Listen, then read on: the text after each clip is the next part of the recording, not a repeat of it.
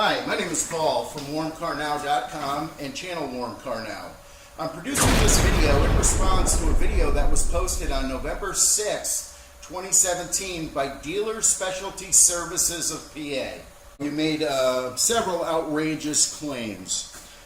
First, I'm gonna start with the product listing title. The product listing title is Factory OEM Remote Activated Plug-and-Play Remote Starter for Ford Diesel Trucks. Okay, so I'm going to show you that your reading comprehension skills need to be addressed. We're on WarmCarNow.com. I've pulled the listing up. Read the title, Factory OEM Remote Activated. I'll read it slower for you, Dealer Specialty Services of PA. Factory OEM Remote Activated. This means that the remote starting feature can be activated from your factory remote.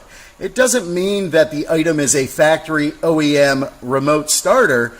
You failed to put in the word activated right here. Look at the first line. 4-tin remote starter that activates from existing factory OEM remote. Press the lock button on the OEM remote 3 times to activate remote start function. Fully assembled 4-tin Evo-FOR T1 removed from box and plug-in remote car start kit.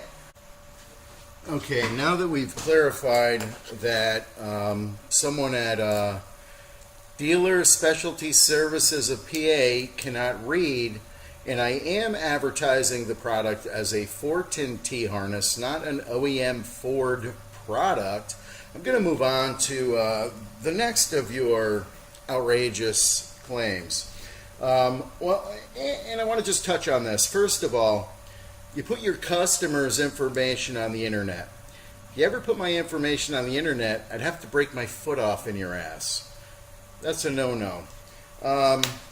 Secondly, you make a reference that I'm trying to sell this product to the do-it-yourself installer. Duh. That's what I do. I simplify remote starting solutions for the do-it-yourself installer. Who do you think I sell to? Professionals? I'll let you in on another secret. Professionals rarely use T-harnesses. Cuts into their bottom line. They prefer to make their own connections and save $30 to $50. Instead of putting a T-harness in and eliminating 4 connections, just make the connections. I'm going to show you another thing. You accuse my work of being a hatchet job.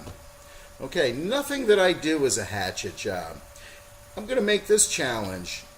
Whoever's watching this, go to Google right now, Google Images, search plug-and-play remote starters. You'll see more of my work and my pre-assembled, simplified remote starting solution than anybody else out there in the business.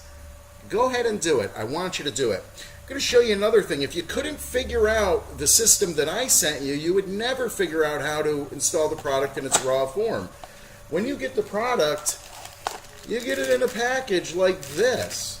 You have to go through with the schematic that you're given, and you have to figure out how to connect everything. When you take my product out of the box, you have a professionally assembled remote start unit. If you look at the product, it's assembled perfectly. Things you don't need are eliminated. Things that are optional that you may use are banded up for your later use or expansion. You've also mentioned, I'm advocating the use of T-taps. I'm forcing you to use T-taps. Well, nobody's forcing anybody to use anything. Connection methods vary. It's actually a matter of personal preference. If you buy kits off of my website, I supply posi-taps. Most of it goes by gauging. Wire gauge will determine how I'm going to send connectors. And if you've been in the business so long and you're such a professional, the easy solution to these taps, just like I tell everybody, is this. Cut them off. Take your strippers, strip about 1 inch of wire, and then go ahead and strip the wires on your diagnostic plug and wrap these wires around those wires. The manufacturer would recommend stripping and wrapping.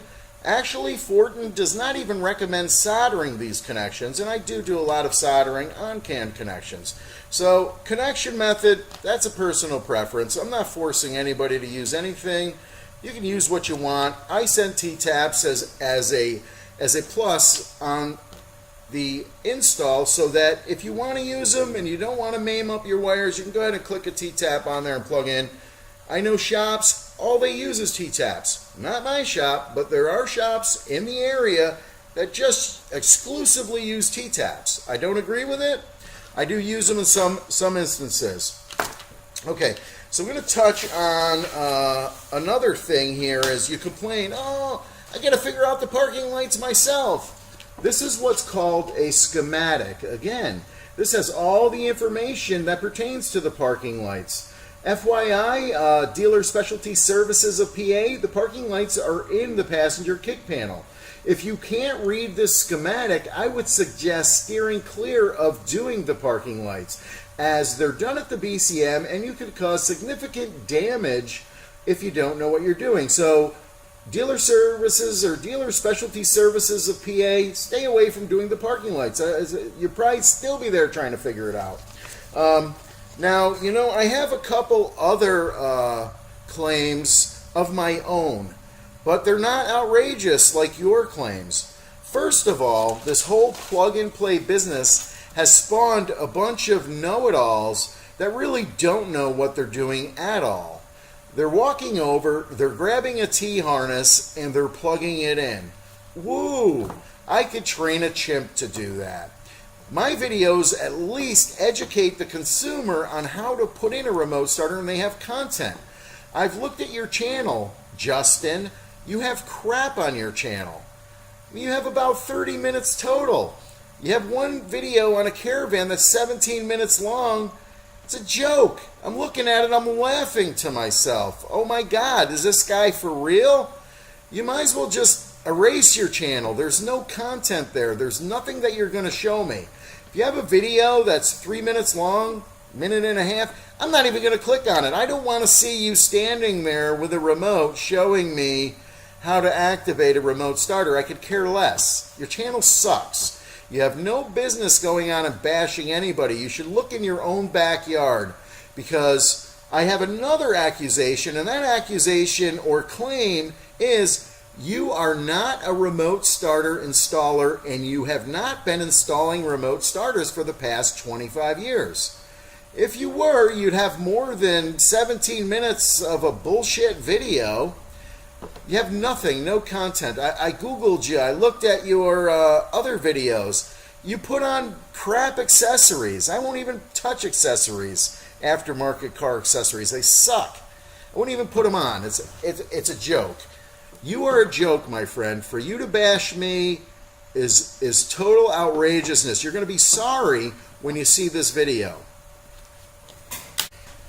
In addition to putting your customer who called you in for the 10-minute installation of a plug-and-play remote starter, you put his information online. In addition to that, the video that you made to bash me sucks.